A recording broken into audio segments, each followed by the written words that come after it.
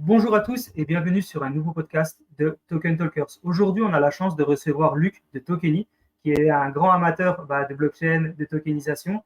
Et du coup, on va pouvoir débattre ensemble aujourd'hui autour de la tokenisation. Comment ça va, Luc? Très bien, merci beaucoup pour cette invitation. C'est un plaisir, c'est vraiment un plaisir de te recevoir. On sait que tu es quand même un des grands noms du secteur de la tokenisation aujourd'hui, on peut dire en Europe. Tu es présent notamment au Luxembourg, tu es présent un petit peu en France, mais aussi, tu commences à faire développer Tokeny un petit peu partout. Mais on sait que tu n'as pas commencé par Tokeny. Est-ce que tu peux nous faire un petit peu un débrief de comment tu en es venu à la blockchain, à te jeter directement dans la tokenisation? Oui, donc longue histoire, mais je vais essayer de faire court pour cette première partie. On a le Euh, temps, on a le temps.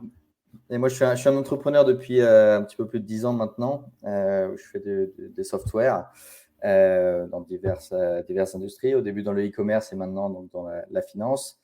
Et donc, c'est vraiment en 2017 qu'on a lancé Tokeny. C'était le premier gros boom blockchain, crypto, avec les ICO et tout le Far West de l'époque. Moi, j'étais déjà un petit peu dans la blockchain depuis 2012, mais un petit peu passivement. Bon, je connaissais déjà un petit peu le sujet. Et puis en 2017, j'ai eu du temps. Je suis parti de ma première aventure entrepreneuriale. Et puis, j'ai eu le temps de me consacrer à la blockchain, de rencontrer plein de gens, de voir que c'était le bon moment. Et puis, très vite, on s'est dit, il y a plein d'opportunités, donc saisissons-les. Ok, c'est ultra clair. Effectivement, tu as réussi à faire court. Vu ton background, t'aurais pu faire beaucoup plus long, mais ok, tu as bien résumé et c'est super. Effectivement, bravo, bravo pour ce que tu as fait. Et donc, du coup, tu as commencé la blockchain. Pourquoi? Parce que tu as trouvé intéressant les cryptos, tu as trouvé intéressant la blockchain. Est-ce que ce qui t'a intéressé, c'est toute la partie tokenisation et la possibilité de se lancer? Qu'est-ce qui t'a fait on va dire le petit clic, déclic? Alors, je connaissais déjà le Bitcoin que je trouvais très intéressant Ok. de pouvoir transférer de la valeur sans intermédiaire et puis aussi comme réserve de valeur si ça prenait petit à petit. En 2016-2017, c'était pas encore certain que ce soit accepté par toutes les institutions financières. Maintenant, je pense qu'il n'y a plus trop de doutes. Même le cadre réglementaire, etc., pour les cryptos et spécialement le Bitcoin est très, très clair maintenant. Avant, ce n'était pas forcément le cas. Mais bon, je trouvais qu'il y avait une vraie proposition de valeur dans le Bitcoin et les cryptos. Mais en 2017, ce qui a vraiment changé, c'est cette première vague d'ICO, puisqu'il y avait des milliers de personnes du monde entier qui, soudainement, commençaient à investir dans des projets, parce que c'était de l'investissement, il ne faut pas se mentir, mais donc à envoyer de l'argent sous différentes formes, à des smart contracts, à recevoir un autre token en échange et à faire plein de choses avec ces tokens. Donc pour moi, ça a montré que l'infrastructure blockchain pouvait être utilisée pour faire de la finance à grande échelle et de façon beaucoup plus ouverte que ce qu'on voit dans le monde traditionnel de la finance. Donc on s'est dit, et si on amenait une bonne expérience utilisateur sur la blockchain, et si on amenait des bons actifs? Donc c'était vraiment le constat de départ, l'idée de départ. Et donc là, ça fait presque 7 ans maintenant qu'on est en train de tourner ce rêve en réalité. Donc ça prend du Bravo. temps, mais on a commencé à vraiment voir une direction très très claire et avoir des solutions claires pour le faire. En fait, surtout les solutions techniques qui permettent d'appliquer toutes ces règles de compliance, de conformité, ce qui était l'élément manquant avant. Donc Ok. voilà, pour moi, la blockchain était une infrastructure qui permettait de faire de la finance. Il y avait encore beaucoup de choses à faire, donc il y avait plein d'opportunités. Quel serait notre rôle exactement? C'était à définir il y a quelques années. Maintenant c'est clair, le marché s'est structuré et a pris en maturité. Mais en tout cas, on a toujours la même vision du début qui est de dire si tout le monde utilise la même infrastructure, une infrastructure IT partagée, ce sera beaucoup plus efficace que si tout le monde fait des opérations sur son propre ledger, dans sa propre database, chacun dans son coin et à refaire toujours et encore les mêmes opérations.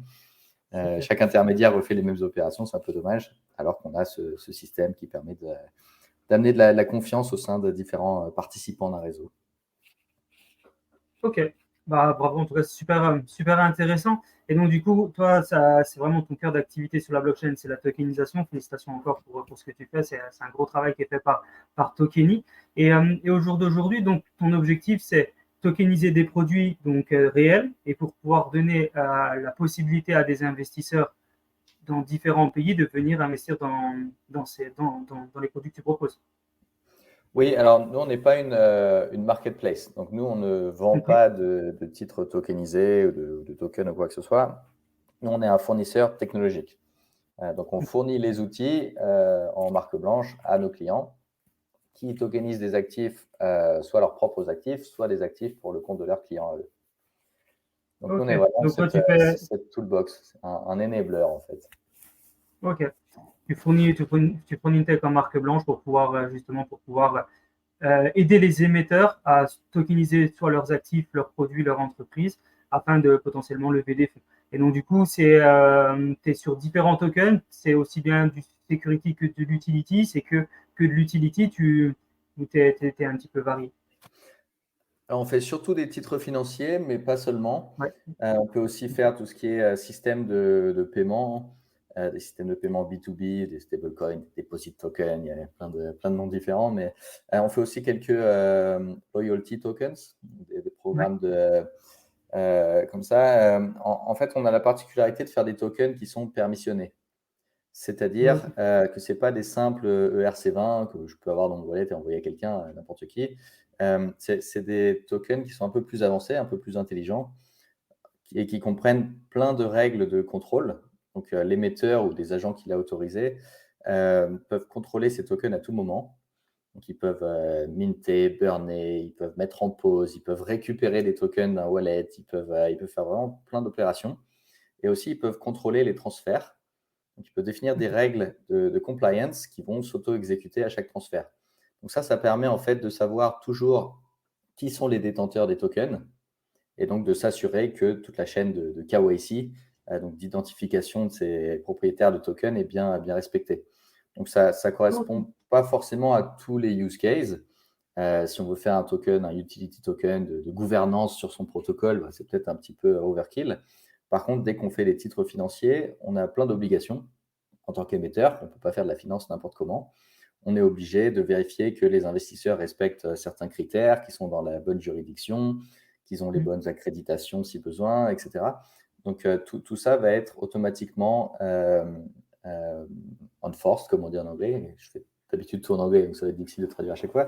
Mais Ça donc, va aller, on va comprendre.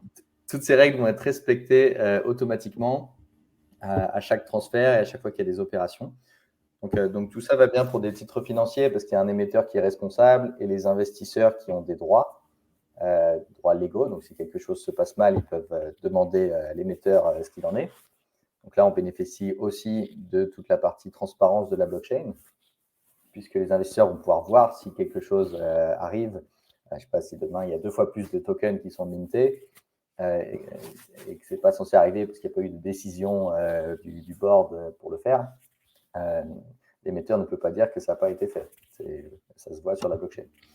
Donc, tout peut être contrôlé digitalement. Et en plus, il y a cette transparence, mais il y a toujours un lien légal qui lie l'émetteur et ses investisseurs. Ok, très intéressant. Et comment tu fais pour euh, expliquer ça à l'émetteur, enfin, à tes différents émetteurs? C'est eux qui viennent te voir et tu leur expliques comment ça fonctionne. Il y a aussi une partie peut-être où certaines personnes, tu les contactes comme ça et tu dois faire des cours, ou la plupart de tes clients, quand ils arrivent, ils savent déjà ce que tu fais, ils savent ce qu'ils ont besoin. Il y a une phase aussi accompagnement, j'imagine. Est-ce que tu peux nous en dire plus pour cette partie-là? Oui, alors il y a différents niveaux de compréhension, d'éducation du marché. Ce qui est intéressant, c'est qu'on a des gens qui viennent du monde blockchain, on a d'autres personnes qui viennent du monde de la finance, et puis de temps en temps, on a la chance d'avoir des gens qui comprennent les deux aspects. Donc en tout cas, il y a toujours un petit peu effectivement d'éducation pour expliquer comment on tokenise et aussi ce que ça veut dire de tokeniser. Que tokeniser, c'est comme faire un site web. Aujourd'hui, faire un site web, ça ne veut pas dire grand-chose. Je peux faire une petite landing page avec un outil no-code ou je peux faire Facebook. Facebook, en termes de développement technique, c'est assez avancé.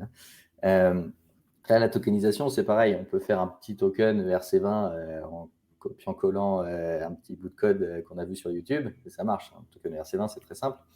Par contre, ce ne sera pas du tout compliant si on veut faire des titres financiers.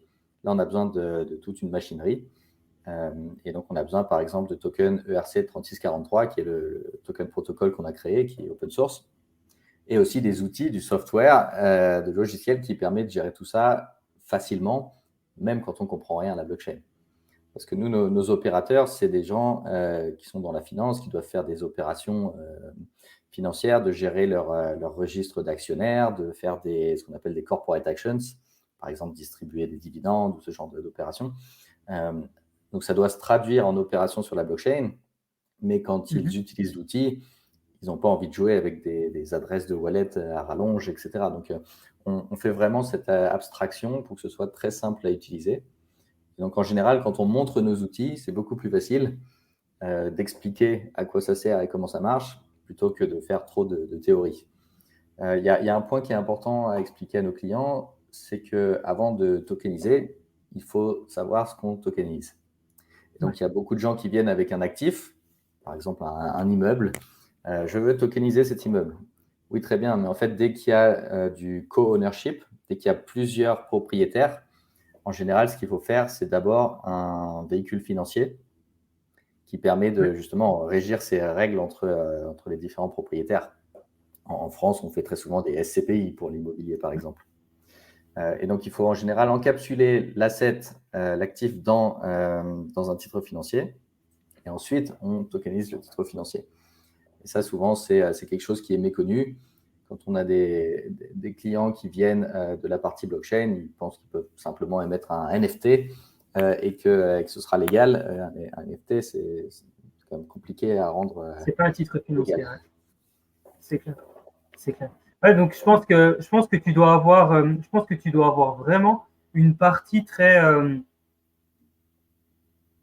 éducation en permanence avec tes émetteurs, tes clients, qui vont devoir venir en permanence expliquer, comprendre. Enfin, toi, ils vont te poser des questions, ils vont t'expliquer ce qu'ils veulent faire, tu vas devoir comprendre, et je pense que c'est vraiment là où tu as une grosse partie éducation, afin que tu puisses leur expliquer, OK, ça c'est votre besoin, mais peut-être cette partie-là, c'est vraiment mieux pour vous, et ça va leur prendre du temps pour qu'ils puissent se développer comme ils veulent. Donc, Tout c'est à bien, fait. En heureusement que tu fait, as quand même cette partie. on a une palette d'outils, mais par contre, on ne fait pas la gestion de projet, la structuration du projet. Donc ça, on peut travailler avec différents partenaires, soit du côté légal, soit du côté un peu plus gestion de projet, des entreprises de consulting et autres. Okay. Nous, on est capable d'expliquer comment on va réaliser le projet.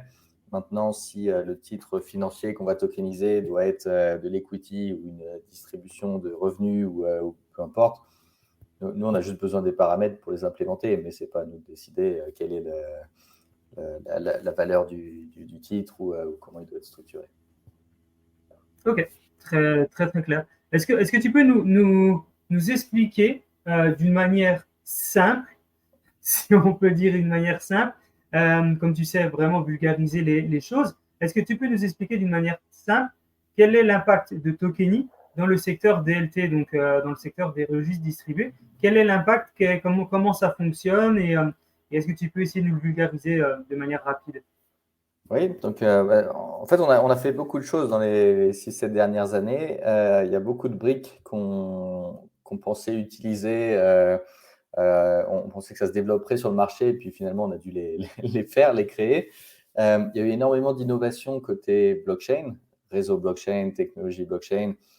Donc là c'est assez super. Enfin, on a vu l'émergence de réseaux comme Polygon, Avalanche, Base un peu plus récemment, etc. Donc, il y a beaucoup de choses qui ont progressé. C'est beaucoup moins cher et beaucoup plus efficace d'utiliser des réseaux blockchain. Par contre, sur toute la partie finance, il n'y a pas eu grand-chose. Donc là, on a dû développer beaucoup de choses. On a dû développer toute la suite de tokens, toute la suite de smart contracts, parce qu'en fait, on fait des tokens, mais il y a 6 smart contracts de base quand on déploie un de nos tokens. Il y a le token lui-même, mais il y a aussi toutes les autres smart contracts de compliance autour. Donc, tout ça, on a dû le développer. On a dû développer toutes les API pour interagir facilement avec toutes ces fonctions de smart contracts et aussi même des interfaces en marque blanche. pour les émetteurs, pour leurs agents et aussi de l'autre côté pour les investisseurs. Donc, en fait, on a développé plein de briques parce qu'il n'y avait pas grand-chose.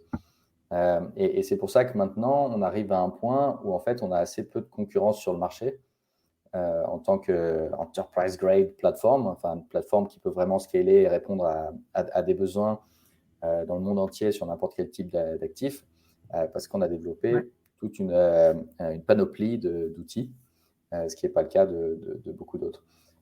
Donc, notre impact, c'est d'essayer petit à petit de faire de la tokenisation de façon légale. On voit beaucoup de choses avec des NFT, des ERC20. Très souvent, la limite légale est assez rapidement atteinte.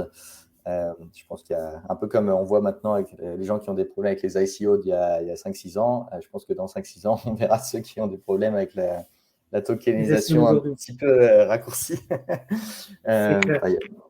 Faire des NFT, c'est vraiment un problème parce qu'il n'y a aucune garantie pour l'investisseur et on ne peut pas du tout assurer, comme je disais, la chaîne de KYC, en fait, vraiment garantir qui est le propriétaire de l'actif. Déjà que le propriétaire du token, ce n'est pas très clair, mais alors en plus, le propriétaire de l'actif sous-jacent, c'est encore moins clair. Donc, on essaie de faire ça. On a le protocole qu'on a créé, il est open source, le protocole de token. C'est maintenant un vrai standard, le RC 3643. Donc, je sais que c'est un nom compliqué à retenir, mais c'est parce que c'est un vrai standard, c'est pas nous qui avons choisi le numéro. Donc, ça a été reconnu par la communauté Ethereum. C'est complètement open source, donc tout le monde peut l'utiliser. Maintenant, c'est quand même assez complet comme standard. Il y a beaucoup de choses, donc c'est un petit peu complexe à appréhender. D'où l'intérêt aussi d'avoir le bon logiciel par-dessus. Donc, on a open sourcé tout ce qu'on a fait sur la partie smart contract. Donc, c'est quand même un vrai stretch, surtout pour une startup comme nous, financée par des gros corporates, d'open sourcer une grosse partie de notre code. Donc, toute la partie blockchain, on a tout donné, tout ouvert. Et on a même créé une association à but non lucratif pour faire la promotion de ce protocole et en assurer le développement à long terme. Alors, on adorerait tourner cette association en DAO ou quelque chose comme ça. Bon, légalement, ça peut être un peu borderline et on a beaucoup de grosses institutions financières qui font partie de cette association. Donc, j'espère qu'un jour, on pourra le faire. Pour l'instant, c'est simplement une association non-profit. Et dedans, il y a des gros cabinets d'avocats, il y a des grosses institutions financières, il y a des exchanges, il y a des réseaux blockchain et il y a d'autres plateformes de tokenisation, ce qui est vraiment important aussi pour nous. Donc, si nos clients n'aiment pas notre service, ils peuvent aussi garder leur smart contract et aller voir un autre prestataire pour leur plateforme de tokenisation. Donc, je trouve ça assez cool. Ça réduit le risque en fait de tokeniser. Tellement, parce que souvent les émetteurs, quand ils vont venir tokeniser, vont te dire ok, cool, moi je voudrais me tokeniser. Mais le premier truc, c'est qu'ils vont chercher tous les problèmes avant de trouver tous les avantages de la tokenisation. Ils vont dire ok, c'est sur quelle blockchain? C'est celle-là. Est-ce que je peux changer de blockchain? Ok. Si je ne peux pas changer de blockchain, est-ce que je peux changer d'émetteur? Je peux les changer mon token n'importe où. Ah, mais si vous qui le stockez, si c'est vous qui le stockez, je vais avoir des risques. En général, c'est souvent le même discours. Ils ont parfois très peur. Hein. C'est d'où le rôle vraiment d'éducation et vraiment. Merci de participer à ce podcast pour justement ouvrir le débat sur le secteur de la tokenisation. C'est super important. Il n'y a pas 50 000 acteurs dans le marché francophone. Donc, du coup, tu en fais partie. C'est vraiment plaisant de pouvoir expliquer tout ça. Moi, j'ai une petite question à ce sujet. C'est l'évolution entre Tokeny il y a 7 ans et maintenant. J'imagine qu'il y a 7 ans, la tokenisation, ce n'était pas la tokenisation d'aujourd'hui. Ça devait être vraiment un gros challenge il y a 7 ans. Est-ce que tu peux un peu nous expliquer comment vous avez évolué durant cette période? Alors, effectivement, tu nous as déjà expliqué qu'il y avait la partie financière qui n'était pas trop travaillée, vous l'avez beaucoup développée et vous avez apporté des choses, mais aussi au niveau du mass market, au niveau peut-être même du nombre d'utilisateurs. J'imagine qu'il y a 7 ans, tu n'avais pas d'émetteurs, voire très peu d'émetteurs, voire peu. Là, au jour d'aujourd'hui, ça va être de plus en plus courant. Ça doit peut-être quotidien ou hebdomadaire. Est-ce que tu peux vraiment nous expliquer ce progrès sur 7 ans et ce challenge que tu as eu au quotidien pour vraiment démocratiser et expliquer que ta technologie, c'est une technologie qu'il faut utiliser? Oui, alors ce qui n'y avait pas il y a 7 ans, c'est vraiment la standardisation et la crédibilité qu'on pouvait avoir. En fait, nous, on a toujours eu des clients en production. On a lancé en octobre 2017 la création de la société. En janvier, on avait des clients. Donc, ça fait plus de 6 ans qu'on a des clients en production. Sur les 6-7 premiers mois, nos clients, ils faisaient en fait des ICO. Pourquoi? Parce que notre MVP, c'était une plateforme d'onboarding d'investisseurs. Donc, cette espèce de panier d'achat pour investisseurs. Donc, je pouvais me connecter, créer un compte, passer des KYC et investir. Enfin, en tout cas, acheter des tokens. Donc, au début, c'était des tokens simples, des ERC20. Et d'ailleurs, en général, je payais directement un smart contract et je recevais mes tokens. Maintenant, on a assez peu de clients qui veulent que leurs investisseurs payent directement un smart contract. Donc, on a même fait un pas en arrière là-dessus. Mais donc, en tout cas, on a toujours eu des clients depuis 6 ans. Et petit à petit, on a développé donc déjà cette première brique d'onboarding d'investisseurs, mais aussi et surtout toute la plateforme de gestion du cycle de vie du token. Quand on fait un utility token, en fait, on le déploie et après, il n'y a pas grand-chose à gérer parce qu'on n'a pas le contrôle dessus. Quand on fait un titre financier, il y a tout le cycle de vie à gérer parce qu'il y a des corporate actions, il faut distribuer des dividendes, il faut mettre à jour son registre, il faut faire des transferts, il y a le marché secondaire, il y a plein d'activités. Et donc, il faut toute la plateforme pour gérer ces tokens durant tout le cycle de vie. Donc, en fait, ça nous a permis d'avoir un MVP assez simple. Nos clients qui faisaient des ICO, ils pouvaient eux-mêmes développer cette plateforme d'onboarding s'ils voulaient, sauf qu'ils allaient l'acheter à la poubelle 3 mois après. Donc, ils n'étaient pas du tout intéressés à refaire tout le bazar. Et puis, en plus, la nôtre était petit à petit éprouvée. Une fois qu'on en a fait une successful, il y avait beaucoup moins de risques d'en faire une autre. Il y avait beaucoup de hacks, il y avait beaucoup de scams, il y avait plein de problèmes à ce moment-là. Donc, c'était bien d'avoir une plateforme un peu éprouvée. Et très vite, donc, on a commencé à faire ce qu'on appelait des STO, ou en tout cas des security tokens, c'est-à-dire des tokens un petit peu plus avancés. Et petit à petit, on a travaillé notre protocole de tokens et puis les outils qui allaient bien pour gérer tout ça. Nos premiers clients, c'était surtout de l'equity. Donc des parts d'entreprise, de petites et moyennes entreprises en général dans la tech. Et puis petit à petit, ça a évolué. On a fait beaucoup d'immobilier. Ça s'est un peu arrêté l'année dernière, l'immobilier, puisque le marché de l'immobilier est un peu plus ralenti. Mais sur les dernières années, on a tokenisé des fonds, de l'equity, de la dette, des commodities, des droits d'image, des systèmes de paiement, enfin un peu de tout. En fait, on a des références sur chaque verticale, ce qui est aussi assez unique par rapport à d'autres plateformes. Donc, le marché a beaucoup changé. Pour répondre à ta question, sur les 6-7 dernières années, le marché a beaucoup changé. Mais je pense que si on est encore là à côté de Tokeny, c'est parce qu'en fait, on a toujours eu des solutions concrètes pour nos clients qui ont réussi à suivre un petit peu les évolutions du marché. On a réussi à être assez précurseur sur pas mal de choses. Ok. Bah ouais, on voit effectivement que tu arrives à rebondir à chaque fois sur plein de sujets. D'ailleurs, tu expliquais très justement voilà, que tu as plusieurs styles d'investisseurs avec plusieurs styles d'actifs. On sait que tu es présent sur quasiment tous les continents. Comment tu peux expliquer la portée mondiale de Tokeny justement et cette présence et aussi comment tu arrives à faire comprendre à des banques d'investissement, des gestionnaires d'actifs, des fonds, etc., que la tokenisation, c'est important pour eux. Alors, sur la partie globale, effectivement, on a une présence très internationale. Donc, notre siège social, il est à Luxembourg. Donc, Luxembourg, c'est un peu comme quand tu crées une société technologique en Israël. Par défaut, tu sais que tu dois aller cibler l'international parce que ton marché local est un peu petit. Donc, puis aussi, on voyait vraiment la blockchain comme quelque chose de global. C'était aussi un des intérêts. Donc, on a hésité entre Singapour et Luxembourg. Il y avait beaucoup d'activités à Singapour il y a quelques années. On s'est dit que Luxembourg pourrait évoluer plus rapidement si on voulait faire vraiment de la finance. Luxembourg, c'est un petit pays, mais très avancé côté finance. Alors, je sais qu'en France, on a souvent, OK, à Luxembourg, on ne paye pas de taxes. Ce n'est pas vrai du tout, on paye des taxes. Mais par contre, ce qui est vrai, c'est que c'est très intéressant pour créer des titres financiers. C'est le deuxième pays au monde avec de l'argent sous gestion, après les États-Unis. Sauf que les États-Unis, il y a 350 Luxembourg? millions de personnes. Oui, et Luxembourg, il y a 600 000 personnes. Donc, c'est un peu un village où tout le monde parle finance. Il y a tous les partenaires dont on a besoin en termes de cabinets d'avocats, de fonds de serviceurs. Donc, c'est ces entreprises, des fiduciaires, en fait, qui vont faire la gestion des fonds, la création et la gestion des fonds, etc. Donc, il y a vraiment tout l'écosystème. Le gouvernement est extrêmement proactif. Le régulateur financier est très actif aussi.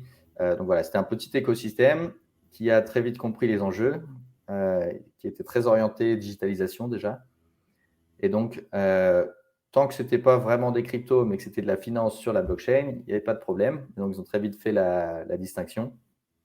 Et donc, très vite, en fait, on a réussi à amener plein de clients à Luxembourg. En fait, aujourd'hui, quand on a des clients qui nous disent voilà, j'ai un actif quelque part dans le monde, je veux le tokeniser. S'ils ne savent pas comment le faire exactement, on leur dit écoutez, on peut vous amener à des partenaires à Luxembourg. Vous allez créer un véhicule d'investissement à Luxembourg qu'on va pouvoir tokeniser. Et vous allez pouvoir onboarder des investisseurs de telle et telle région. Enfin, après, il y a différents documents, etc. à faire, et contraintes. Mais depuis le Luxembourg, on peut globalement faire beaucoup de choses et distribuer assez largement dans des bonnes conditions. Par exemple, il y a pas mal d'accords entre le Luxembourg et d'autres pays pour éviter la double taxation. Donc, les investisseurs ne vont pas payer à Luxembourg plus dans leur pays, ils vont payer seulement dans leur pays. Donc oui, il y a des avantages en termes de taxes, ça ne veut pas dire qu'il n'y a pas de taxes. Ce n'est pas du tout un paradis fiscal. Mais donc, en tout cas, on a commencé… Ça doit être une question qui doit revenir.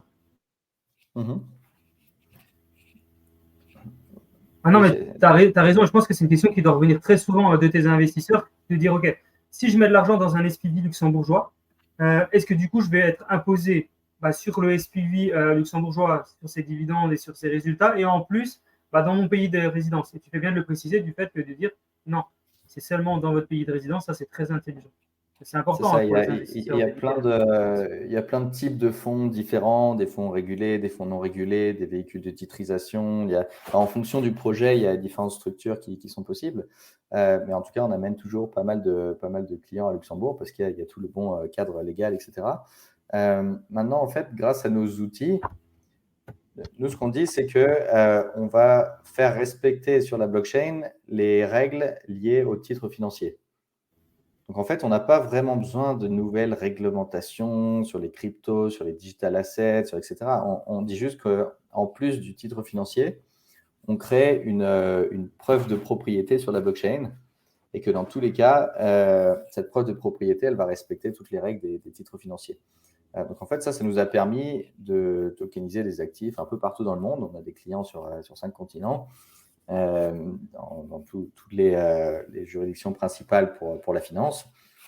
Et c'est assez facile parce qu'on ne réinvente pas la roue. Nous, on est très contents avec les règles des titres financiers. Alors, il y en a beaucoup, elles sont contraignantes, mais c'est justement ce qu'on a réussi à standardiser, à coder dans des smart contracts et à forcer sur la blockchain. Donc, très souvent, on voit des institutions financières qui disent nous, on aimerait aller sur la blockchain publique. Mais pour l'instant, on va sur une blockchain privée parce qu'on ne sait pas comment garder la compliance et le contrôle sur une blockchain publique. Et nous, c'est exactement ce qu'on fait. En général, la partie réglementation est compliquée, la partie technique est facile. Et puis en fait, nous, on leur explique que s'ils avaient la bonne tech, la partie réglementation serait justement la partie facile. Super intéressant et c'est super innovant parce qu'on sait que c'est quand même quelque chose qui est encore le début. Alors, tu t'es lancé en 2017, tu étais très précurseur. Là encore aujourd'hui, en 2024, c'est encore précurseur, pas très précurseur comme à l'époque, mais c'est encore précurseur. Et tu arrives toujours à apporter quand même beaucoup d'innovation et de facilité. Quand tu dis que donc, vous êtes présent dans plusieurs pays, sur plusieurs continents, etc., est-ce que tu as la possibilité de donner des chiffres ou c'est quelque chose de confidentiel, peut-être de combien de produits vous avez accompagnés, peut-être combien d'émetteurs, quels sont peut-être les produits que vous avez, qu'on vous propose le plus? Est-ce que, je ne sais pas, c'est de l'immobilier, c'est de la propriété intellectuelle? Est-ce que tu peux nous donner un petit peu d'informations là-dessus pour qu'on se rende compte de comment est le marché actuellement mondial, hein, puisque tu as une présence du coup qui est un petit peu partout. Donc, on a un peu plus que 120 clients émetteurs, sachant que la plupart sont des multi-émetteurs, c'est-à-dire qu'ils vont tokeniser non pas un actif, mais plusieurs actifs, soit eux, soit pour le compte de leurs clients. Par exemple, on a des banques comme clients, on a des gros asset managers, ce genre d'entreprise. Donc soit ils tokenisent pour eux, soit en fait ils ils créent des nouveaux services basés sur ces nouvelles capacités de tokenisation. En termes de valeur d'actifs, c'est assez compliqué pour nous de savoir parce qu'on est une plateforme SaaS, donc nos clients utilisent la plateforme et tokenisent un petit peu ce qu'ils veulent. Par contre, il y a 2 ans, on a demandé à nos clients une estimation de ce qu'ils avaient tokenisé et on est arrivé au chiffre de 28 milliards de dollars, d'euros d'ailleurs, 28 milliards d'euros d'actifs tokenisés. C'était il y a 2 ans. Ça vaut ce que ça vaut, c'est du déclaré par nos clients. On ne peut pas forcément vérifier tout ça, mais il y a quand même déjà certains volumes. Il y a un des problèmes qui nous embête un peu, c'est qu'en général, les bons clients, les gros clients qui ciblent des investisseurs institutionnels, ils n'acceptent pas encore les souscriptions, donc les investissements sur la blockchain. En général, c'est toujours du fiat. Du coup, il n'y a pas vraiment de visibilité sur la blockchain de tous ces volumes. Ça commence à venir petit à petit et les institutionnels sont de plus en plus confortables avec les stablecoins, mais il y a encore un peu de chemin à faire. Pour nous, ce serait l'idéal. Si tout se faisait on-chain, déjà, on peut automatiser beaucoup plus. Et puis, surtout, ça montrerait qu'il y a beaucoup plus d'activités que ce que les gens pensent.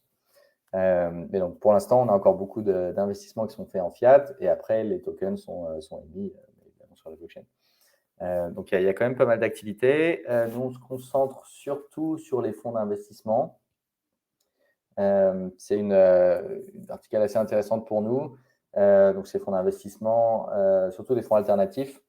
Donc, il y a beaucoup de private equity, real estate, ce genre de choses. On peut encapsuler un petit peu ce qu'on veut dans des fonds alternatifs.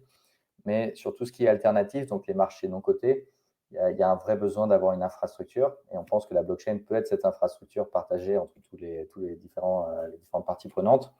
Sur les marchés publics, c'est-à-dire ce qui est coté en bourse, on peut améliorer les choses grâce à la blockchain, mais bon, ça fonctionne déjà. Si demain, vous voulez acheter des actions Google, bon, quelques clics, c'est fait et ça ne va pas coûter grand-chose. Derrière, c'est un bazar infernal, mais ça fonctionne. Donc, on commence à faire un petit peu de marché public avec des money market funds, ce genre de choses pour différents besoins. Mais à terme, ce qu'on voit surtout, c'est tout ce qui est alternatif. Et c'est être sûr qu'il y a de la visibilité pour ces titres alternatifs et qu'en tant qu'investisseur, quand on investit dans ces marchés non cotés, on a un minimum de transférabilité, de liquidité pour ne pas être bloqué pendant 10 ans dans un fonds d'investissement. Sinon, forcément, par défaut, ça va fermer la porte à beaucoup d'investisseurs. Et en termes de marché secondaire, du coup, comment est-ce que ça s'articule? Donc, j'imagine que chaque produit a sa propre plateforme sur laquelle il peut faire son marché secondaire. Est-ce que tu veux nous en dire un petit peu plus sur la liquidité justement que ça apporte à certains produits que vous avez tokenisés?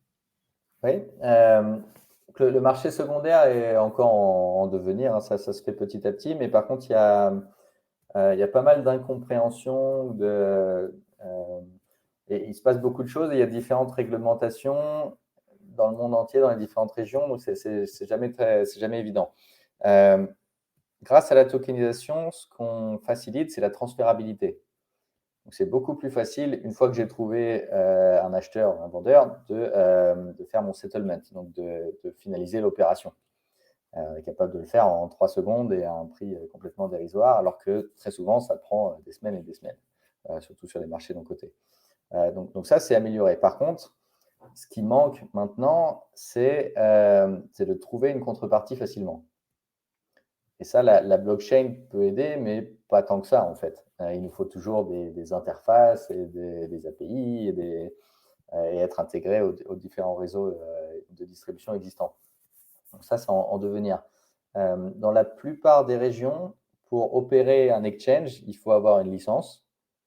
Et dans la plupart de ces régions, quand je suis un exchange, j'ai plein de contraintes parce que ça devient un titre financier coté. Et donc, il faut différents intervenants dans la chaîne de valeur. Par exemple, en Europe, il faut un CSD. Donc, il y a des entreprises comme Euroclear, Clearstream, etc., qui font ça. Et ces CSD, pour l'instant, ils n'ont pas vraiment le droit d'utiliser la blockchain. Même s'il y a quand même le DLT Pilot Regime, des choses qui commencent à être expérimentées. Mais donc, en gros, si je liste mon token sur un exchange, je ne peux plus vraiment utiliser la blockchain. Donc, c'est un peu dommage. Par contre, on peut faire beaucoup de choses peer-to-peer. Donc, on peut faire des tableaux d'affichage où, en tant qu'investisseur, je vais pouvoir trouver quelqu'un qui est intéressé à m'acheter ou vendre ces tokens. Et ensuite, une fois qu'on est d'accord, là, on peut faire des atomic swap. Donc, en fait, on peut se transférer les tokens sans risque de contrepartie, même si on ne se connaît pas et sans intermédiaire. Et dans tous les cas, ce transfert va se refléter automatiquement dans le registre de l'émetteur, etc. Et toutes les règles de compliance vont s'appliquer automatiquement. Donc, en fait, on peut faire pas mal de choses, mais c'est des modèles un peu différents. Ce n'est pas vraiment le modèle d'un exchange, c'est plutôt des modèles peer-to-peer. Parce qu'en fait, un exchange, c'est trois choses. C'est de l'infrastructure. Maintenant, on a la blockchain. C'est de la compliance. Maintenant, on code toutes les règles de compliance dans le token. Et donc, la seule partie qui manque, c'est vraiment l'audience d'investisseurs. Donc ça, il y en a toujours besoin. Donc, il y a toujours besoin de plateformes où les gens vont pouvoir se rencontrer. Mais par contre, toute la partie exécution, le trade, le settlement, etc., tout ça peut être fait sur la blockchain directement. Donc ça, c'est la première chose qui évolue. Donc effectivement, nos clients, ils peuvent décider d'ouvrir sur leur portail investisseur un tableau d'affichage pour que leurs investisseurs puissent échanger des titres en peer-to-peer entre eux. Et ils peuvent aussi décider petit à petit d'activer ou pas d'autres canaux de distribution, des exchanges centralisés si ça les intéresse, des exchanges décentralisés s'ils le veulent, des protocoles de collatéralisation ou de lending sur la blockchain, n'importe quel protocole DeFi. Donc, ils ont vraiment depuis notre plateforme, ils peuvent piloter la distribution de leurs tokens et autoriser ou non certains canaux de distribution. Donc ça, c'est encore un petit peu au début. Techniquement, il y a des solutions. Maintenant, ce qui manque pour de vrai, c'est les volumes en termes de tokens. L'offre est trop petite pour l'instant pour vraiment créer une grosse dynamique. Il faudrait que tous les mois, on ait 1 millier de tokens real estate et 1 millier de tokens corporate debt et 1 millier de tokens equity pour petit à petit vraiment lancer la machine. Donc là, on progresse. Chaque mois, on a des nouveaux tokens, on a des nouveaux réseaux de distribution, on a de plus en plus d'activités, mais c'est encore au début. Et c'est pour ça que d'ailleurs, côté Tokeny, on commence à fédérer tout un écosystème de distributeurs autour de notre plateforme. Et nous, on assure la compatibilité technique avec nos tokens. Donc, en gros, on dit à nos clients, si vous tokenisez avec ce protocole de token ERC3643, vous tokenisez vraiment sur la blockchain. Vous avez vos smart contracts. En plus, ils sont très faciles à utiliser grâce à nos outils logiciels. Et en plus, vous avez tout un écosystème compatible qui est prêt à lister demain vos tokens et à donner de la visibilité, que ce soit pour le marché primaire ou pour le marché secondaire. Ok. Donc pour toi, le problème actuellement sur le marché secondaire, c'est surtout la liquidité, de ce que je comprends. Je prends quelques secondes pour vous remercier d'être avec nous sur cet épisode. C'est d'ailleurs pour cela que nous aimerions vous offrir notre guide sur la tokenisation.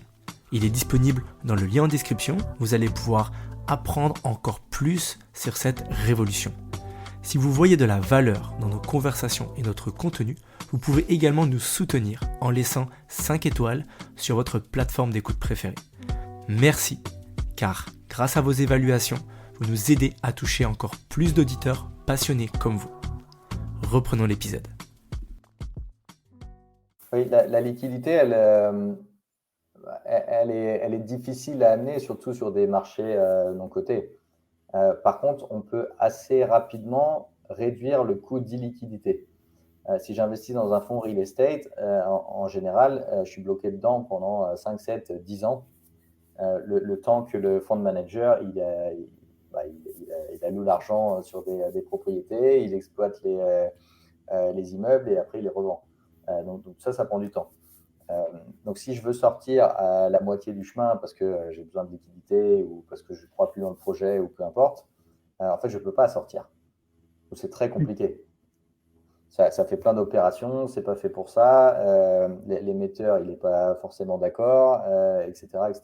À quelle valorisation, etc. Donc ça est très compliqué. Et si je galère à trouver un acheteur, forcément, le jour où j'en trouve un, il va me demander la moitié du prix. Il sait que je ne peux pas vendre, donc il va me proposer la moitié du prix. Par contre, si c'est un peu plus ouvert, et au lieu de trouver un potentiel acheteur, j'en ai deux, bah, on passe de la moitié du prix aux trois quarts du prix. Puis si j'en ai un troisième, là, peut-être qu'on n'aura que 10% de discount. Donc, en fait, ça va assez vite pour amener de la valeur, même si on ne parle pas de high frequency trading, ou parce que j'ai tokenisé, ça y est, c'est la folie. Il y a toujours besoin pour les investisseurs de faire leur évaluation du titre et de savoir si c'est intéressant ou pas.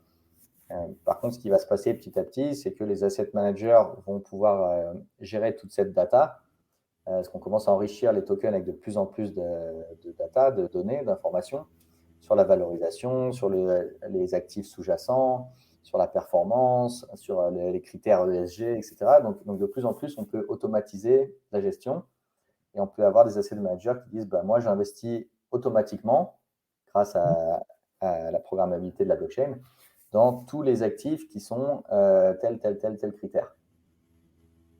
En fait, ce qu'on peut faire aujourd'hui sur des titres cotés, parce que voilà, je ne sais pas combien il y a d'ETF, mais 500 ETF, n'importe quoi, on a plein d'informations, donc c'est facile de faire des stratégies automatiques. Ça, c'est possible sur le public. Sur le non-coté, ça n'existe pas. Sur le non-coté, c'est difficile de trouver les opportunités. Après, il faut en faire l'évaluation. Après, il faut rentrer dedans. Après, c'est impossible d'en sortir. Donc, il y a plein de complexités. Alors que si on standardise tout ça sur la blockchain, on peut jouer avec la donnée très facilement et exécuter des actions de façon programmée très rapidement.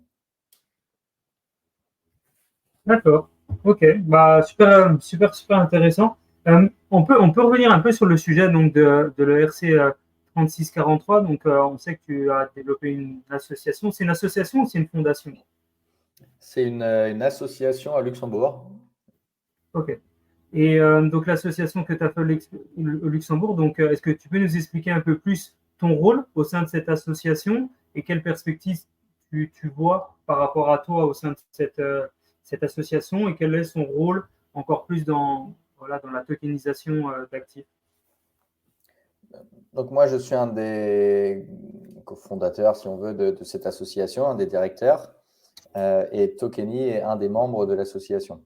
Donc Tokeny a créé le code initialement, l'a open sourcé, et donc on a créé cette association à but non lucratif. C'est simplement beaucoup plus simple qu'une fondation, en fait, mais c'est un peu le même. Légalement, c'est juste beaucoup plus facile. Et donc, cette association a pour but de faire la promotion du standard de l'ERC 3643 et aussi de créer des guidelines pour l'industrie. En fait, c'est vraiment un but de standardisation pour que chaque personne qui veut tokeniser un actif ne réinvente pas la roue, mais se base sur quelque chose qui existe déjà, qui fait les choses de base, c'est-à-dire avoir un token et pouvoir gérer les règles de compliance sur ce token. Et ensuite, il y a 1 milliard de trucs à construire par-dessus qui restent encore à faire et qui amèneront de la valeur ajoutée. Mais au moins, on crée un écosystème qui se repose sur les mêmes standards, les mêmes fonctions, les mêmes noms de fonctions. Et petit à petit, en mettant tout le monde autour de la table, ça commence à faciliter beaucoup de projets, en fait. Au lieu que tout le monde refasse la partie légale de son côté et la partie technique de son côté et la distribution de son côté, on est en train de streamliner tous ces process et d'outiller vraiment les émetteurs. Et donc, du coup, si on devrait ressortir la force ou l'avantage numéro 1 de ce protocole, qu'est-ce que tu mettrais en avant? C'est vraiment des tokens permissionnés. Donc, c'est des tokens qui on amène la compliance et le contrôle sur la blockchain. Okay. Ok, donc ça, c'est pour toi la force numéro un, l'avantage numéro un de ce protocole. Oui, on peut vraiment les contrôler à tout moment. On a même, par exemple, c'est un exemple assez marquant, je pense, le recovery. On a une fonction de recovery. Un investisseur qui perd son wallet, il n'a pas perdu ses security tokens. L'émetteur qui contrôle ces smart contracts peut déplacer les tokens du wallet perdu vers un nouveau wallet. Donc, il n'y a pas de mint and burn, il n'y a pas de changement de la cap table du registre. C'est simplement un changement de wallet. Mais l'investisseur peut toujours prouver sur la blockchain que c'est bien lui le propriétaire des tokens, même s'il a perdu accès à son wallet, ou même si quelqu'un a hacké son wallet. Il n'y a pas de problème sur tout ça. Et ça, c'est vraiment très important parce qu'un des principaux rôles d'un custodian, c'est justement d'être sûr que personne ne perd ses titres financiers. Et ça, avec un token standard comme un ERC20, on ne peut pas le faire. Quelqu'un qui perd l'accès à son wallet, il a perdu ses tokens. C'est clair. C'est clair. Et donc, du coup, la force numéro 1 de Tokenis, c'est votre protocole, en gros. C'est surtout le fait que vous ayez développé votre propre protocole au sein de Tokenis, c'est vraiment ça qui fait la force numéro 1 de Tokenis. Alors, ou il y en a d'autres? Pas vraiment, en fait, puisqu'on a open source et tout ça. Donc maintenant, c'est ouvert à tout le monde, incluant nos concurrents. Mais par contre, oui, le fait d'avoir développé ça, ça nous donne évidemment une connaissance que personne d'autre n'a. Et surtout, on a développé tout le logiciel au-dessus de ce protocole pour automatiser l'ensemble des opérations et faire en sorte que n'importe quel opérateur, même sans connaissance technique, puisse utiliser ce protocole. Par exemple, si je veux autoriser un investisseur, je peux le faire directement sur la blockchain ou je peux le faire avec nos outils. Si je le fais sur la blockchain, il faut que je regarde si cet investisseur a déjà une identité sur la blockchain. Sinon, il faut que je déploie ce smart contract. Ensuite, il faut que j'ajoute sur cette identité un claim qui montre qu'il a été validé pour ce token. Ensuite, il faut que j'ajoute cette identité dans le bon registre. Et ensuite, il faut que je minte les tokens. Donc, par investisseur, j'ai 4 opérations un peu compliquées. Je peux tout faire sur la blockchain, mais c'est compliqué. Avec notre outil Tokeny, je clique et c'est fait. Ok, très clair. Super intéressant. On voit que c'est super bien pensé. Moi, je voudrais revenir au début du podcast où tu as expliqué, tu nous as fait une introduction super brève de ce que tu fais et comment tu es venu à la blockchain, mais tu es parti en gros du secteur du e-commerce jusqu'à la partie de la tokenisation. Et qu'est-ce qui, donc dans le secteur de e-commerce, tu étais quand même ultra fort sur la partie marketplace. Est-ce que toi, tu penses que dans le futur, les marketplaces et la tokenisation, c'est quelque chose qui va pouvoir peut-être se regrouper et on va avoir de plus en plus de marketplaces de produits tokenisés? Est-ce que c'est quelque chose toi qui connais bien le monde de marketplace, est-ce que tu penses que c'est quelque chose qui est en train de se faire? Exactement. Et en fait, je pense que la finance est en train de se rapprocher de plus en plus du e-commerce. On utilise de plus en plus de plateformes digitales et donc c'est des produits un peu différents, des produits financiers, mais à la fin, c'est pareil. Je passe des commandes et je reçois ces produits et puis à un moment, je les revends. Franchement, il y a beaucoup de choses très, très similaires au e-commerce. Sur Iceberg Marketplace que j'ai cofondé avant, donc on faisait effectivement une technologie de marketplace, donc on transformait des sites e-commerce en sites multivendeurs. C'était une plateforme transactionnelle. Et en fait, maintenant, on fait la même chose avec Tokeny. Simplement, on a la blockchain qui fait une grosse partie du travail, mais on fait la même chose. On a différentes parties prenantes. On a des vendeurs, on a des acheteurs et on les met en relation sur un système qui streamline toutes les opérations. Donc, il y a beaucoup de similarités. Ce que j'aime bien aussi, c'est que l'expérience utilisateur est très importante. Dans l'e-commerce, on sait que si l'expérience n'est pas là, l'acheteur, il n'achète pas ou il abandonne. Enfin, c'est important pour les taux de conversion. En fait, c'est pareil dans la finance. Même si les investisseurs prennent un peu plus le temps de regarder normalement dans quoi ils investissent, il faut quand même que l'expérience utilisateur soit là. Et dans la finance, on part de très, très loin. En général, quand j'investis dans un titre financier, j'ai 34 pages à signer et des termes légaux que je comprends à moitié.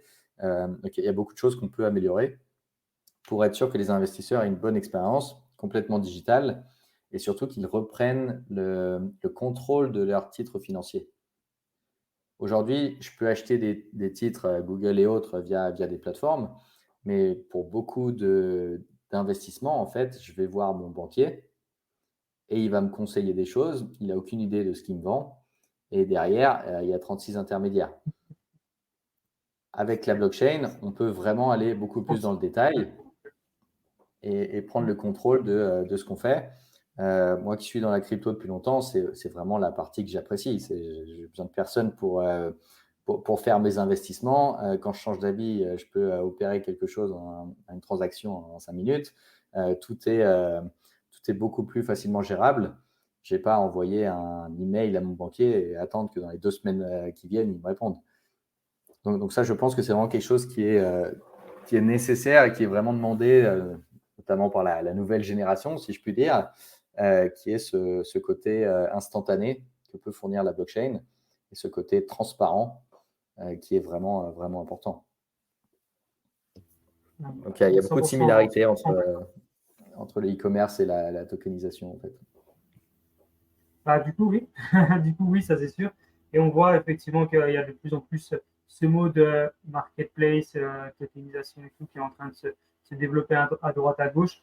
Et comme du coup, toi, tu connais très bien le monde des marketplaces. En fait, on voit vraiment la blockchain comme la marketplace. Parce que c'est vraiment l'infrastructure commune pour tout le monde. Et par-dessus cette infrastructure commune, il y aura différents sites web, différents front-end, différentes portes pour accéder à cette infrastructure. Mais en fait, tout arrive au même endroit. Donc, par exemple, nous, quand on a des clients qui font du marché primaire, donc qui sont en train de faire une levée de fonds, ils peuvent amener leurs investisseurs directement sur leur propre portail d'investisseurs, où les investisseurs vont se créer un compte et investir. Mais ça peut être aussi sur une autre marketplace qui a ses propres clients, un broker-dealer ou un exchange.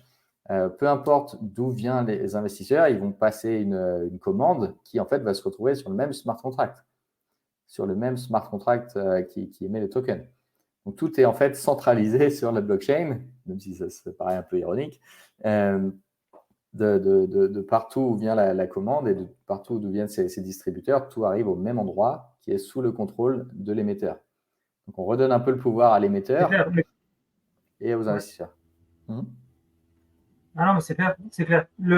Pour toi, tu prendrais la blockchain comme la marketplace. C'est marrant parce que j'ai jamais entendu ça et du coup, c'est vrai que c'est une façon de le voir et c'est pas bête. Et donc, du coup, par contre, le fait qu'il y ait plusieurs émetteurs et entre guillemets plusieurs produits, est-ce que ça t'inquiète pas sur le fait que ça peut éventuellement éparpiller justement la liquidité du marché secondaire, le fait qu'il y ait plusieurs plateformes comme ça? Non, justement, parce que derrière, c'est la même infrastructure sous-jacente. Donc, ce qu'on parce a que aujourd'hui. S'ils utilisent à chaque fois ta tech, s'ils utilisent à chaque fois le RC3643. S'ils utilisent un réseau blockchain EVM. Donc, je pense que c'est assez large quand même. Parce que donc, nos tokens ERC3643, ils peuvent être déployés sur n'importe quelle blockchain EVM, donc Ethereum Virtual Machine. Donc, à peu près 90% des réseaux blockchain. On peut migrer d'une blockchain à l'autre très facilement, même en gardant la même adresse de smart contract. Après, il y a toutes les solutions de bridge et de communication inter-blockchain, etc., qui se développent aussi. Donc, il y a une vraie interopérabilité sur pas mal d'aspects. Et comme je disais, en fait, tout arrive sur le même token smart contract au final. C'est le même registre qui se met à jour. Et c'est ça qui est important. Aujourd'hui, dans la finance, ce qui se passe sur un exchange centralisé, c'est dans la base de données de cet exchange centralisé. Et puis à côté, on a un broker-dealer qui essaye de trouver quelques investisseurs qui va avoir son propre ledger. Et puis à la fin, tout le monde envoie tout ça de façon complètement déstructurée à quelqu'un qui est responsable de gérer le registre.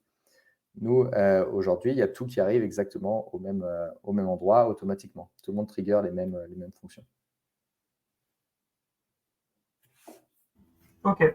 Et c'est super intéressant parce que je pense que le fait d'utiliser quand même, enfin, que ça soit compatible EVM, donc avec 90% des blockchains, ça laisse quand même la possibilité de tokeniser avec différentes blockchains, justement, mais toujours avoir cette possibilité d'avoir cet échange. Et ça, je pense que c'est quand même super important pour le futur.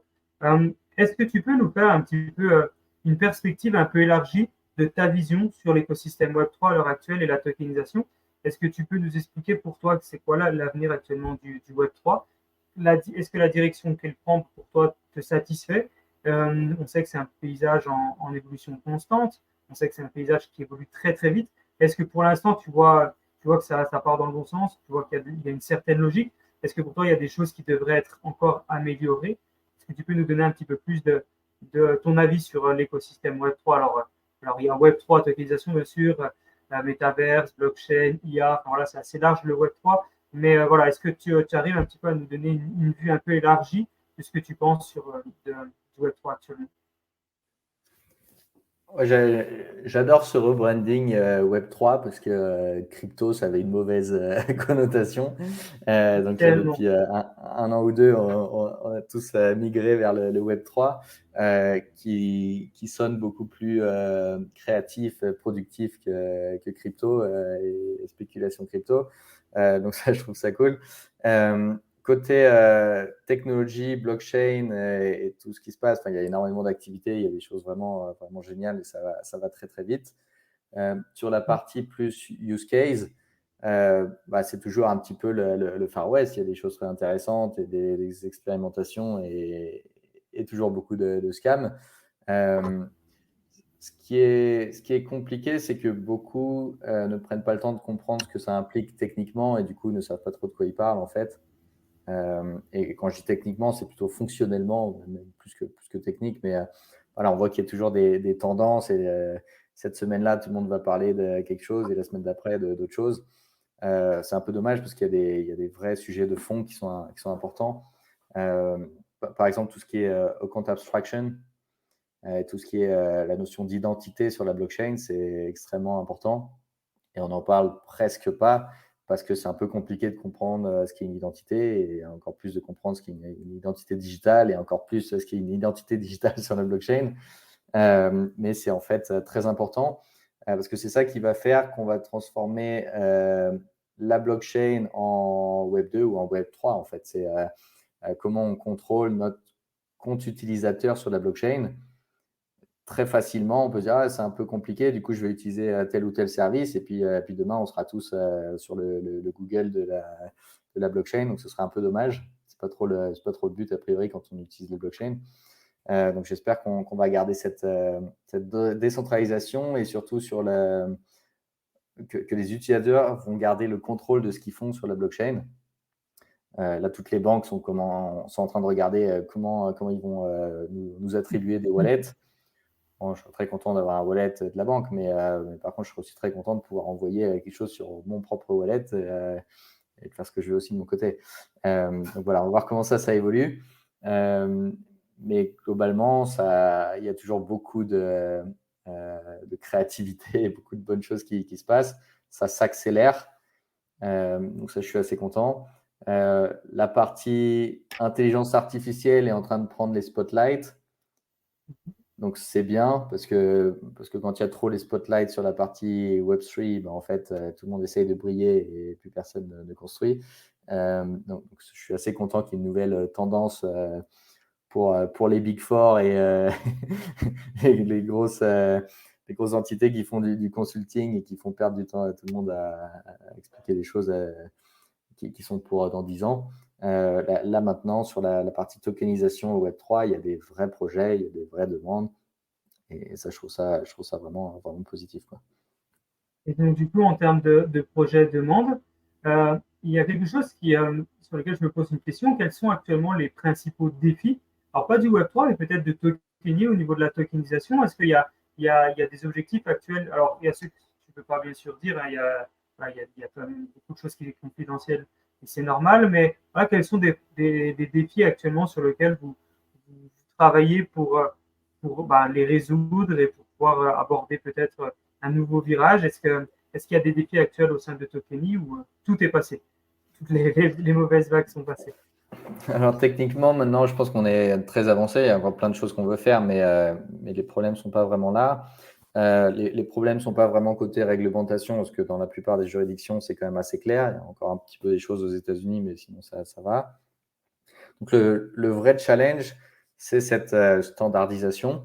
Donc on a fait un gros pas l'année dernière avec l'association et le statut du protocole, etc. Mais il y a encore beaucoup de choses à faire.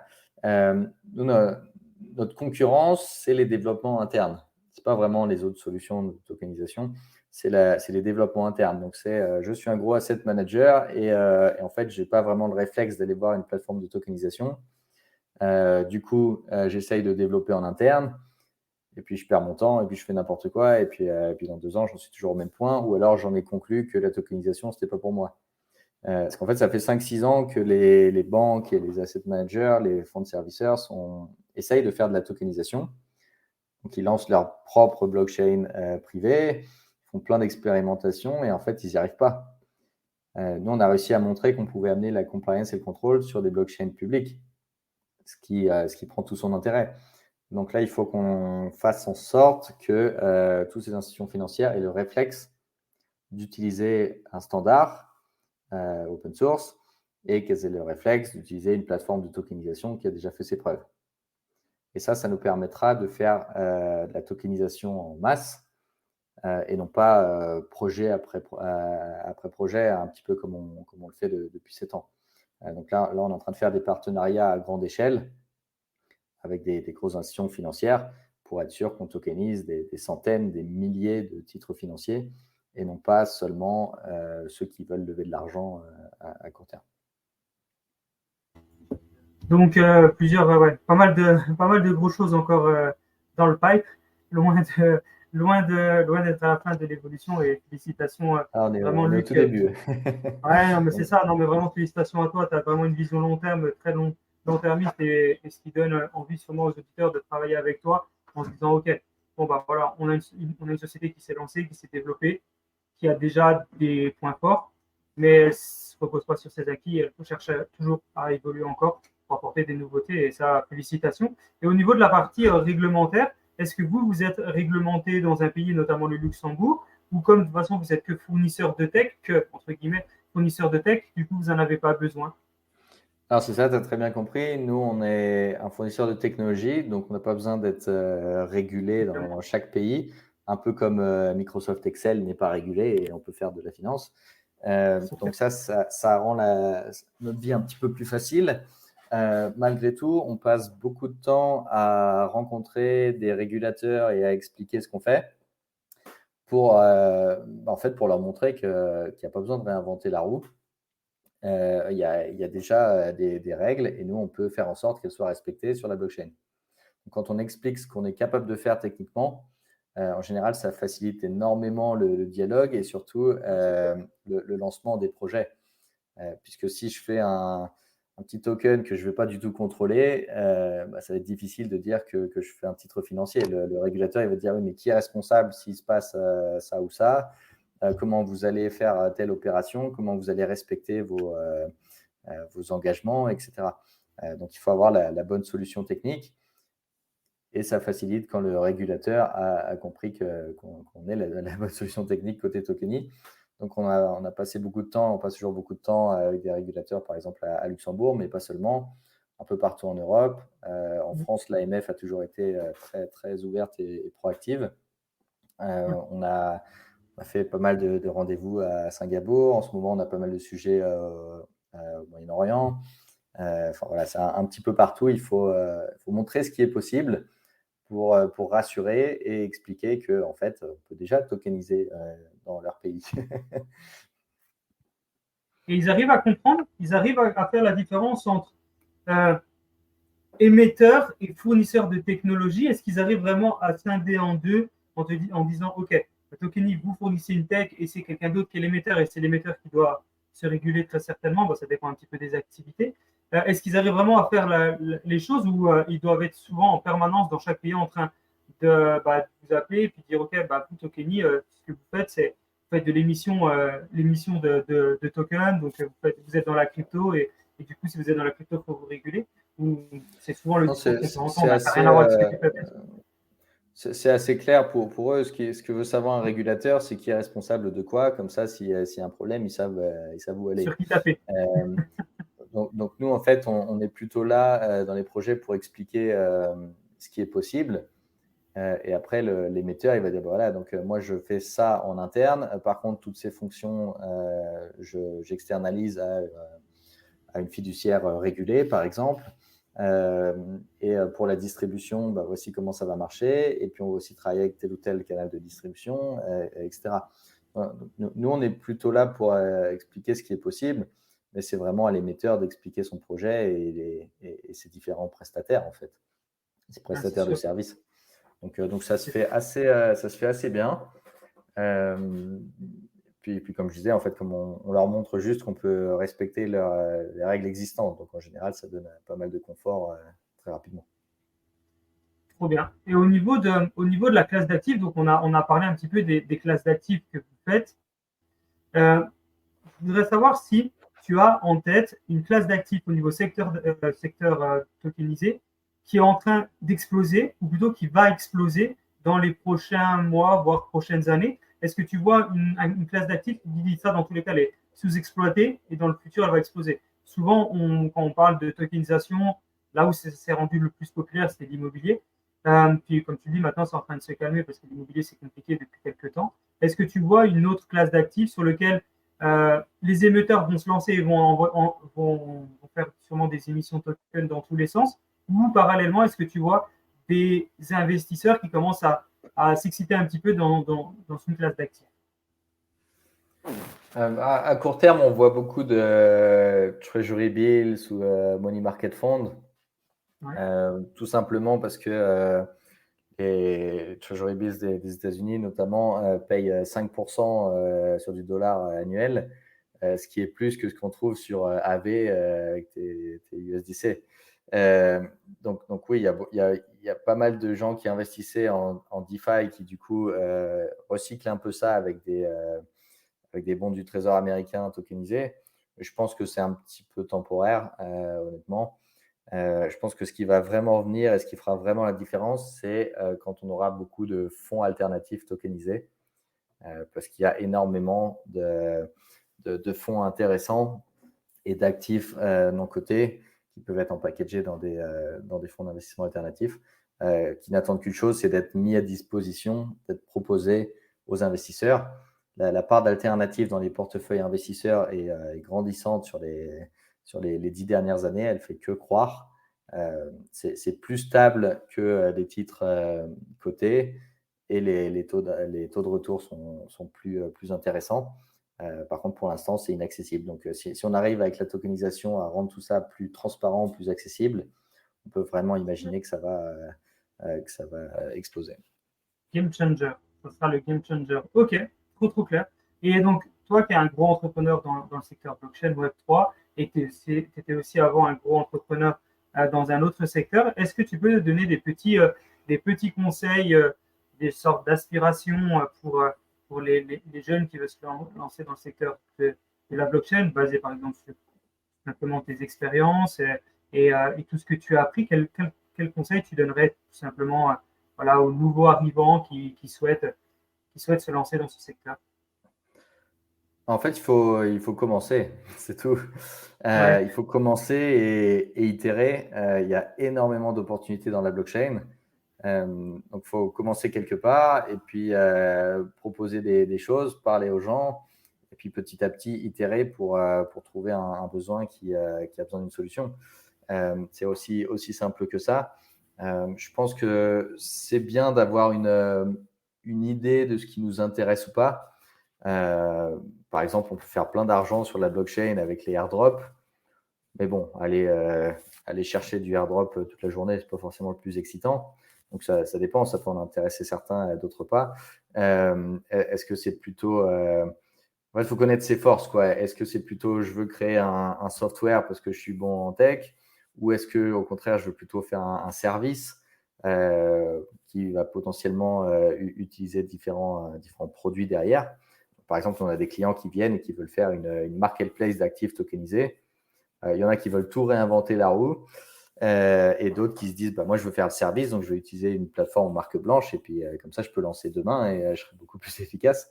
Il faut connaître un petit peu ce qu'on fait entre produit versus service. Faire les deux, en général, ça ne marche pas. Et puis après, il faut commencer quelque part. Et puis très vite, on trouve des opportunités. Tant qu'on ne lâche rien, il y a beaucoup d'opportunités dans la blockchain. Donc, ça se fait assez facilement. Aujourd'hui, c'est extrêmement simple de lancer une startup. Quand on a commencé en 2011-2012, c'était quand même une autre histoire. Maintenant, c'est super simple. C'est incroyablement simple. Là, on est en train de lancer un produit avec Tokeny. Donc, c'est une solution technique qu'on utilise nous-mêmes pour indexer la blockchain. On va le lancer en produit à part, standalone, une version SaaS. Toutes les étapes pour lancer une solution SaaS sont incroyablement simples. Même faire un logo, ça prend 2 secondes maintenant. C'est incroyable. Il y a vraiment tous les outils. Donc, il ne faut pas hésiter, il faut juste commencer, quoi. Faut pas hésiter, juste commencer. J'imagine que tu partages aussi une chose, c'est quand même aussi se former un petit peu. C'est un écosystème qui est particulier, donc il ne faut pas hésiter à se former, apprendre, écouter. Pas écouter, par exemple, la chaîne Token Talkers, tout simplement, ou d'autres, mais voilà, vraiment se former maintenant sur YouTube, dans des livres, il y a pas mal de choses qui permettent d'apprendre des choses et se développer. Toi, comment tu t'es formé? Parce qu'en 2017, la blockchain, c'était encore le tout début. Encore au tout début, comment tu as fait pour te former, pour apprendre? Tu t'es lancé et tu as appris au fur et à mesure. Tu avais bien sûr un petit peu des bases liées à la blockchain. Par quoi tu es passé pour apprendre tout ce que tu connais aujourd'hui? Ouais, des différentes choses. J'ai même lu un livre, Blockchain Revolution, qui est assez complet, très, très, très long terme. Ça parle de tout ce qui peut changer par la blockchain. Mais surtout, j'ai parlé à beaucoup de gens, en fait. Je voyageais beaucoup en 2017. Et il y avait une telle activité sur les réseaux crypto, évidemment, avec les ICO, tout le monde, premier crypto boom, tout le monde faisait de l'argent, donc tout le monde en parlait. Mais bref, c'est vraiment en parlant aux gens qu'on apprend, qu'on découvre des nouveaux chemins, et puis après, il faut les explorer par soi-même. À un moment, il faut mettre les mains dedans. Là, avec Tokeny, je suis toujours surpris. Je rencontre des Head of Digital Assets de grandes banques et autres. Des fois, ils n'ont même pas de wallet, quoi. Ils n'ont jamais joué avec des tokens. Donc, il faut beaucoup parler aux gens, être actif dans les communautés, suivre les bons podcasts, etc. Mais aussi, à un moment, il faut juste essayer, en fait. Essayer, et puis on voit qu'il y a un truc qu'on n'a pas compris, donc on demande, et puis voilà, c'est ça, et petit à petit, on apprend. On se loue pour commencer. Ces dernières années, évidemment. Très clair. Et toi, Lupo, je sais que tu es quand même pas mal aussi dans ce secteur-là. C'est quelque chose vraiment sur lequel tu es bon aussi. Qu'est-ce que toi, tu conseilles aux jeunes entrepreneurs qui veulent se lancer dans le secteur de la blockchain? Est-ce qu'il faut qu'ils se forment? Comment ils se forment? Est-ce que tu pourrais donner deux, trois tips aussi? Yes. Alors, c'est difficile de donner un conseil qui va être actionnable par tout le monde parce que chacun va partir d'un background différent. Peut-être qu'il va y avoir, je sais pas, des gamers qui vont commencer avec du play to earn dans le Web3 et ça va leur parler et ça va être super smooth en fait. Ça va être super facile pour eux de rentrer là-dedans. Il y en a qui ont beaucoup de personnes qui arrivent dans le Web3 parce qu'ils ont des backgrounds plutôt dans le monde de la finance. Et du coup, ils s'intéressent un peu plus à la crypto, etc. Ils vont un peu plus là-dedans, création de valeur, etc. Le meilleur conseil que je peux donner, ça va être vraiment aller chercher de l'information, en tout cas. Aller chercher de l'information, aller se mettre dans un max de communautés. On a Twitter aujourd'hui qui est super, super actif dans le monde du Web3. Sur YouTube, il y a plein de gens hyper intéressants qui en parlent. Il y a des podcasts en français, en anglais, LinkedIn, bien sûr, super intéressant. Après, si on est dans une démarche où on veut... ça dépend de la démarche. Si on veut juste s'intéresser et comprendre, je dirais ça. Après, si c'est vrai que ta première question, c'est plutôt entreprendre dans le Web3, là, je mettrais un peu plus le côté... Je mettrais 2 choses en avant. Le premier, c'est trouver vraiment une solution, vraiment trouver un usage concret, réel, qui va apporter de la valeur et de pas faire une boîte pour faire une boîte. Vraiment, est-ce que que le produit que je vais développer, est-ce que les gens vont l'utiliser ou peut-être même les gens l'utilisent déjà, mais juste je veux l'adapter, au Web 3. Ça, c'est la première chose, parce que c'est important. Ça enfin, c'est la base dans tous les cas de l'entrepreneuriat. Pour moi, c'est de répondre à un problème, de donner une solution. Et le deuxième, ça serait d'aller connecter avec un maximum de personnes. Ce que faisait Et effectivement Luc aussi pour apprendre. ben, ouais, ouais, aussi aller connecter, aller parler et peut-être qu'il y a des gens qui vont dire: «Ouais, je peux pas aller aux événements et cetera, j'ai pas les moyens, je suis loin, whatever». Mais enfin, tu peux te connecter digitalement, avec plein de monde dans des communautés, ou pas, enfin en ligne, tu peux aller, enfin voilà, tu peux aller Ouais, partout, Twitter, tu peux surtout dans écrire. la blockchain, ouais, Mais c'est oui, vraiment global. Donc, mais c'est enfin, clair. il n'y a vraiment pas besoin d'être à un endroit précis, hein. Tout le monde est en remote Mais maintenant. oui, Donc, c'est vraiment très facile de connecter. Bon, il faut parler anglais. Sans l'anglais, c'est vrai que c'est quand même beaucoup plus ouais, compliqué. c'est clair. C'est ce qu'on voit aussi un petit peu en dehors de France. Enfin, ma première boîte était surtout en France, un peu Europe, mais surtout en France. Maintenant, on fait pas grand-chose en France, surtout ailleurs. Ouais. Très souvent, quand on arrive en France, on se rend compte qu'il y a un vrai centrage sur la France pour une clientèle française, alors que le Mmh. monde est grand, surtout sur la blockchain. Et les clients ne sont pas hyper exigeants parce qu'en fait, ils veulent des solutions, ils veulent utiliser la techno. C'est assez facile de faire un MVP qui aide sur un certain sujet. Et après, petit à petit, d'en faire la solution top-notch. Mais il y a tellement de services à lancer, il y a tellement de gens qui galèrent à faire des choses simples où tout prend du temps aussi. Donc, il y a plein de services qui font juste gagner un peu de temps aux gens et que les gens sont prêts à payer. C'est Ouais, clair. 100. C'est clair. Et justement, quand tu parles, Luc, de, de choses assez simples à faire, bah, il y a les opposés, il y a des choses assez compliquées à faire. Est-ce que tu as eu des projets assez fous sur lesquels c'était difficile pour toi d'aller? Alors, pas forcément difficile parce que c'est un produit qui ne correspond pas à ton état d'esprit, mais difficile parce que c'était un projet un petit peu fou. Est-ce que tu as deux, trois use cases de tokenisation que tu peux nous partager? Même un use case de formation qui était assez fou, soit que vous n'avez pas pu finir, soit que vous êtes lancé et que c'est un des projets les plus fous que tu as fait. Est-ce qu'il y a deux, trois choses comme ça que tu peux nous partager? En fait, j'ai envie de te dire que le projet Tokeny, il est un peu fou. Euh, Oui, déjà, ouais. et je suis content que c'était pas ma première boîte parce qu'en fait, quand on a commencé, on savait que ce serait compliqué. Quand on développe une technologie innovante et qu'on essaie de vendre à des grosses institutions financières, par défaut, ça va être compliqué.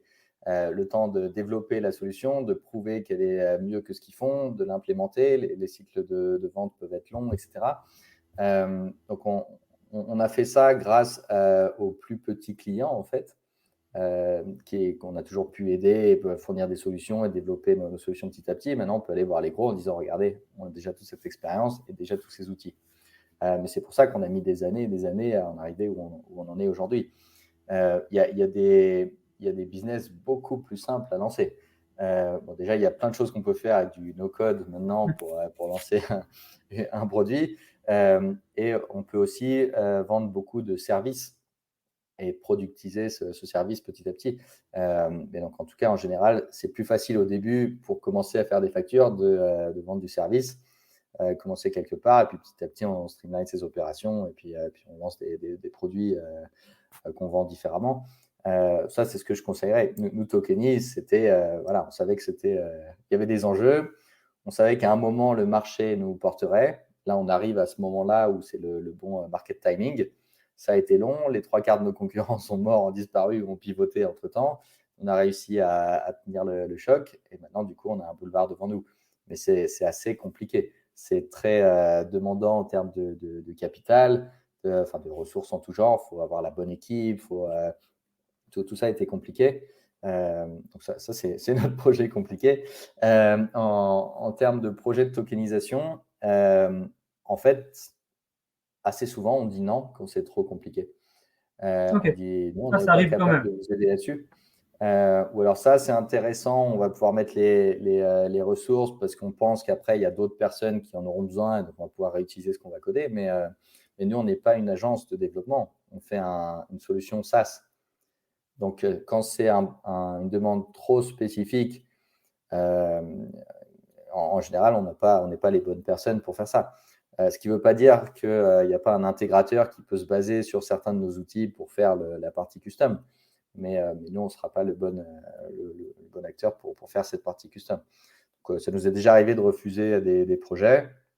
Maintenant, en général, les projets qu'on refuse, c'est surtout parce qu'ils ne font pas vraiment sens ou on ne voit pas trop l'intérêt pour les investisseurs, donc on sait que ça ne va pas marcher. En fait, tous les mois, on a un peu plus de 200 inbound, donc de gens qui nous contactent pour tokeniser des actifs. Et on prend 3-4 projets par mois sur ces inbound. Et à côté de ça, on se concentre sur les projets stratégiques. Donc, on est assez sélectif quand même sur les projets parce qu'on sait que tous ceux qui veulent lever des fonds et qui pensent que une fois sur la blockchain, ça va être plus facile. Ça va être plus vite. C'est pas vrai. Techniquement, oui, tout va être plus rapide, tout va être digital, etc. Mais si le projet est nul, le projet est nul. Ou si le projet est trop compliqué. Alors, à l'époque des ICO en 2017, c'était… En 2017, oui, c'était un peu le Far West. Mais en fait, en 2017, ce qu'on a fait, on a vendu un peu de service. Ce qu'on faisait, c'était une évaluation du projet. Avant de fournir nos outils pour une ICO, on vendait un document, un assessment, où on évaluait le produit, à quoi correspond le token, qui est derrière. On faisait plein de vérifications. On produisait ce document qui disait, voilà, nous, en tant que point de vue tierce, on a vu que ça faisait sens ou que ça faisait pas de sens, il y a tel ou tel point d'attention, etc. On faisait ça. Et seulement sur les bons projets, on fournissait aussi notre tech. Donc déjà, on monétisait cette partie audit du projet et après, on monétisait le produit. Et ça nous permettait de travailler seulement avec des gens sérieux parce que sinon c'était compliqué, les ICO. À l'époque, c'était la guerre. Hein. C'était vraiment la guerre. C'était vraiment trié. Et justement, même, il y a des gens qui arrivent à lever des fonds n'importe comment, mais avec des projets nuls, ce qui est beaucoup plus compliqué actuellement. Okay. Ouais, parce que ce qui est arrivé à certains de nos concurrents aussi, hein, on a eu quelques gros concurrents en 2017 qui ont fait des ICO, qui ont levé des dizaines de millions. Puis après, ils ont organisé des soirées au lieu de développer leur technologie. Ça nous a permis d'avancer et de prendre les parts de marché petit à petit. Nous, évidemment, je crois que toute la première année, tous les jours, on se disait bon, est-ce qu'on ne ferait pas un token? Puis en fait, on s'est toujours dit non, un token, pourquoi? On aurait pu lever 20 millions sans trop de difficultés. Hein, on faisait ça pour nos clients. Mais on a toujours trouvé que ce n'était pas très fair. Donc, on ne l'a pas fait. Et on est assez content parce que voilà, on voyait ça sur le long terme. On était des builders. Donc maintenant, il va falloir que ça marche parce que sinon dans 10 ans, on regrettera. Mais pour l'instant, ça se passe bien. Bravo. Bravo à vous, en tout cas, Luc. Bravo pour tout ce que tu mets en place avec Tokeny. On arrive gentiment à la fin du podcast. Et en général, à la fin, on a une petite coutume qui est de poser une question à notre guest. La question, elle est simple. C'est est-ce qu'il y a un sujet sur lequel tu voudrais mettre en avant? Est-ce qu'il y a une phrase, une anecdote que tu voudrais partager à tout le monde? Est-ce qu'il y a un petit quelque chose que tu voudrais rajouter à ce podcast? J'ai certainement 1 milliard de choses à dire, mais ouais, je pense que ce serait vraiment bien qu'on voit plus d'activités dans le milieu francophone. En fait, j'ai l'impression qu'il y a beaucoup de gens qui veulent faire des choses, mais qui ont peur de le faire, alors qu'on peut tokeniser des actifs. Donc allons-y.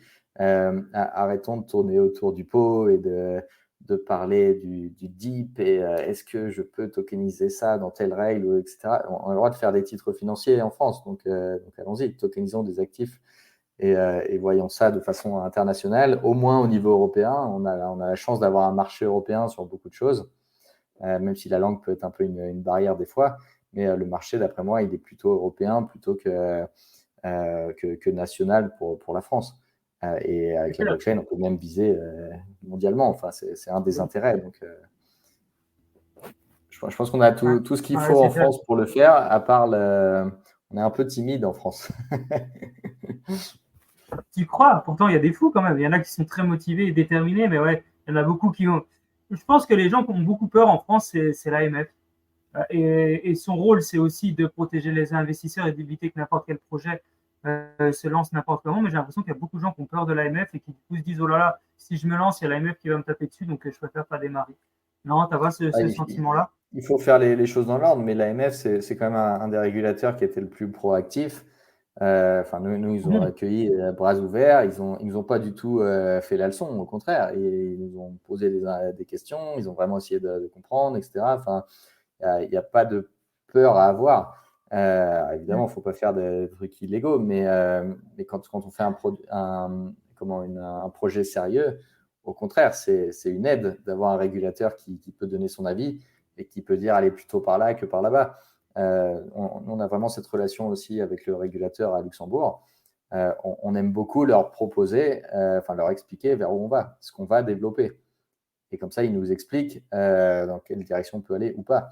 Donc, cette proactivité des régulateurs, elle est incroyable. Il y a beaucoup de pays où ce n'est pas le cas. En Suisse, quand on va voir le régulateur, il faut payer. C'est la Suisse. C'est normal. La Suisse, pas la même chose.